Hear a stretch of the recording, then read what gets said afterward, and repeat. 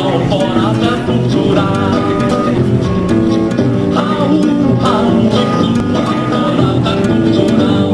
tenho uma deficiência física nos meus joelhos, já tive 5 fraturas com esta, e como profissional de saúde eu vivo o outro lado de ser cuidada também.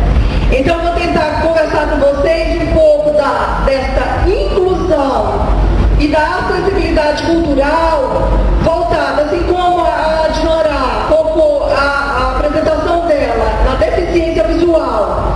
O Rafael falou das múltiplas deficiências voltadas para o teatro. Eu nominei a minha fala como: no hospital a cultura é legal, pela garantia do direito das pessoas hospitalizadas, a inclusão e a acessibilidade cultural. Vocês conseguem imaginar essa questão da inacessibilidade cultural, da falta de inclusão para quem está hospitalizado?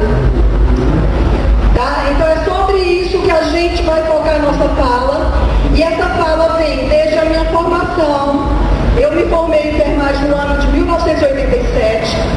Desde que eu fazia a graduação, eu já via essa questão, que eu já era poeta antes da minha essência no nascer, eu já era poeta, já tinha essa questão lúdica, do brincar, a questão da cultura, e eu via naquelas pessoas que eu estava cuidando, que junto com o remédio, junto com o tratamento, junto com a fisioterapia, junto com outras ações terapêuticas, precisaria vir a cultura também como agregar para a saúde. E aí eu comecei a fazer esses estudos. Passa o primeiro slide, por gentileza. Tá. Aqui eu vou trazer para vocês, os debatedores anteriores falaram dos relatos de experiência, e eu vou focar um pouco nas legislações que existem, e para a gente ajudar no nosso debate, se essas legislações, essas referências estão de fato sendo garantidas às pessoas, independente do seu grau de deficiência, inclusive a mim, que sou uma deficiente. Então, um marco legal importante foi esse de 1959, quando foi feita a Declaração Universal dos Direitos da Criança, que constam de princípios, cujos fundamentos é o direito à liberdade, ao estudo, ao brincar, e ao convívio social das crianças que devem ser garantidos. Aí eu pergunto, vocês podem imaginar que as crianças que estão hospitalizadas por longa permanência, o quanto que esse direito à acessibilidade cultural deles não é garantido dentro de um ambiente hospitalar? Né? A gente já falou de outras deficiências, do deficiente visual e das crianças que estão numa situação de internação. Então esse marco legal está sendo efetivamente garantido. O princípio número 2, eu vou assim, rapidamente dizer sobre 3 princípios. O número 2 dessa declaração, ele fala do direito especial à proteção da criança para o seu desenvolvimento físico, mental e social. Então, quando este princípio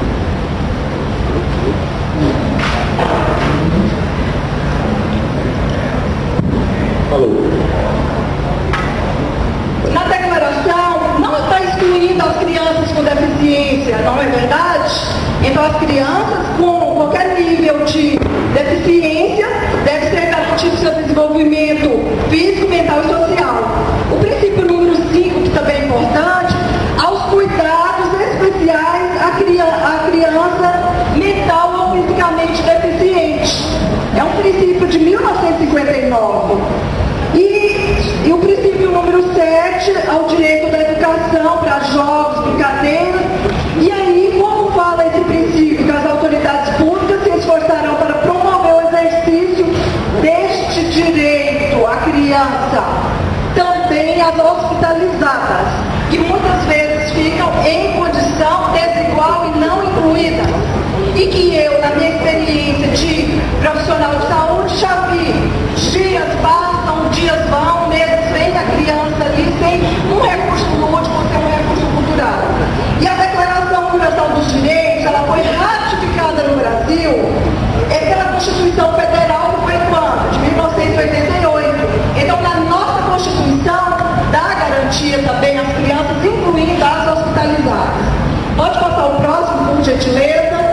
Em 1988 foi feita essa carta específica da criança hospitalizada.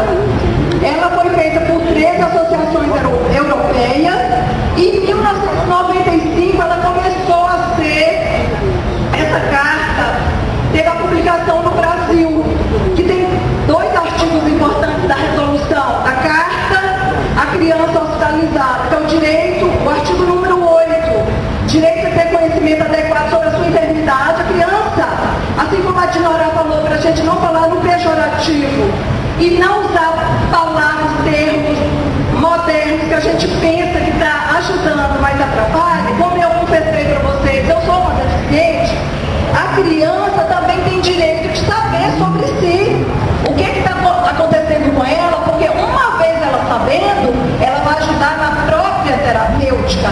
E com os brinquedos, com a cultura, com a acessibilidade, tem estudos que vêm ajudar a ela ter a sua recuperação o mais rápido possível. Aí quando o Rafael fala, eu faço um trabalho estético, eu não venho fazer nem diagnóstico, nem fisioterapia, mas ele pode, o trabalho dele pode ajudar essa criança com algum nível de deficiência, reconhecer o seu potencial corporal, estético, né, no seu brincar, que é inerente à vida de uma criança para a sua recuperação.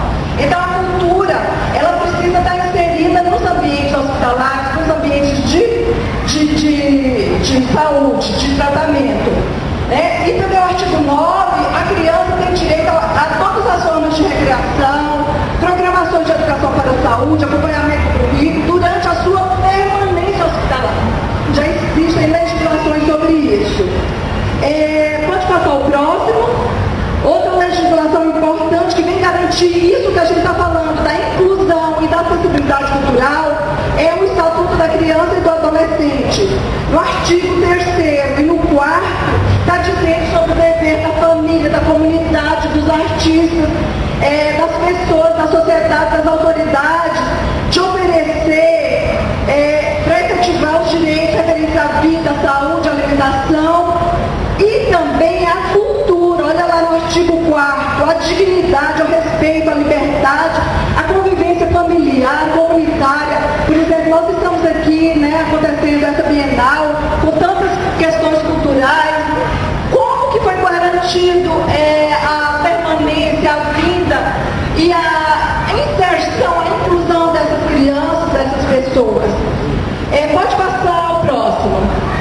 Junto com isso, caminhando historicamente, em 2003, em 2006, o Ministério da Saúde, junto com o Ministério da Cultura, da Educação, fizeram 2 políticas importantes, que é a política da humanização, nacional de humanização, onde existem hoje em várias unidades hospitalares, cultura voltada para a literatura, para os doutores da alegria, mais para o teatro clown, mas também tem outras formas cênicas para a dança, ou seja, está na política, né? E outra política de promoção à saúde, ou seja, tem pessoas com deficiências que não estão hospitalizadas, né? Mas que estão na nossa família, na nossa vizinhança, na nossa comunidade, na nossa escola, na nossa faculdade. O Rafael procurou lá na universidade dele, não achou. Por quê? Nós temos, acho que 8 brinquedotecas hospitalares para ajudar nessa terapêutica para a criança, para o adulto, para as mães, para a tia, para os avós, para quem acompanha, ok? E para os profissionais de saúde também. Inclusive, a política de humanização é para nós, profissionais também. E aí que vai um pouco da minha experiência. Pode passar, por favor.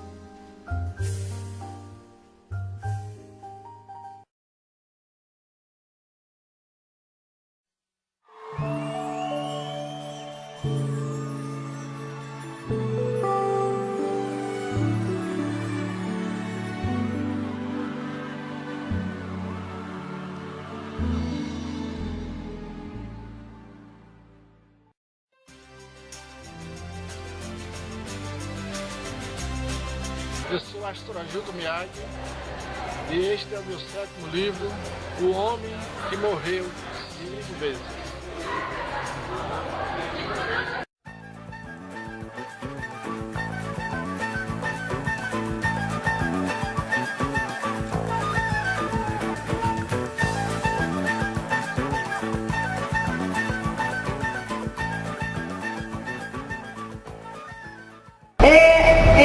Agora é importante vocês saberem que agora em 2014 eu fiz um histórico de legislações sobre acessibilidade cultural e inclusão que precisam ser garantidas. E aí, para fechar a questão histórica, em 2014 foi assinada uma portaria aqui no DF, em parceria com o governo do Distrito Federal, junto com a Secretaria de Cultura e Saúde e a Fundação Oswaldo Cruz, que é a Fiocruz Brasília, para um projeto chamado Circuito de Ocupação Cultural nas Unidades Hospitalares. Eu tenho um livro chamado História da Enfermagem no Universo de Cordel, que eu escrevo cordel estruturado em poema, mas também fazendo poesia, para dizer acerca de vários assuntos. Assuntos de deficiência, assuntos de tratamento, assuntos políticos, de protesto contra a inacessibilidade à saúde. E aí eu fui convidada para participar desse circuito de ocupação cultural. Eu estive como profissional de saúde e como artista ocupando algumas unidades hospitalares com cultura. Vocês vão ver umas fotos agora. Então, o objetivo desse projeto de ocupação hospitalar é, por meio da cultura, tornar os ambientes de saúde mais acolhedores, mostrando aos profissionais de saúde a importância de um trabalho mais humanizado, ou seja, vai sensibilizar tanto os profissionais de saúde que têm a dureza do dia a dia, quanto as pessoas internadas, ok? Para a recuperação dos pacientes, para a qualidade de vida dos servidores também. Nossa vida como profissional de saúde, pensa numa unidade de emergência, numa unidade de TI, é desgastante. E aí, por isso que eu fui fazer teatro. Eu trabalhava no Hospital do Gama, numa emergência, e vinha fazer teatro, teatro do Sina, para me desopilar, para aumentar a minha cultura, para eu me refazer, para eu buscar energia, eu ter mais inspiração, para prestar um cuidado com eficiente, significativo, ok? Então esse projeto, o objetivo é levar atividades culturais, artísticas, educativas aos hospitais, unidades básicas, centros de atendimento psicossociais, por meio da cultura. Pode passar o próximo. Saúde, Constituição, direitos, a saúde, né? E outros. Integração desses assuntos, vocês vão te convir se a pessoa estuda e nunca ouviu falar que precisa ser sensibilizado lá no hospital. O atendimento que ele vai realizar é um atendimento mais duro, sem leveza, ok? O que eu faço hoje? Eu vou aos cursos de ensino médio, cursos de ensino superior, falar para os estudantes sobre a importância da humanização hospitalar com cultura, que poesia também sara, uma música cantada quando faz uma medicação, enfim.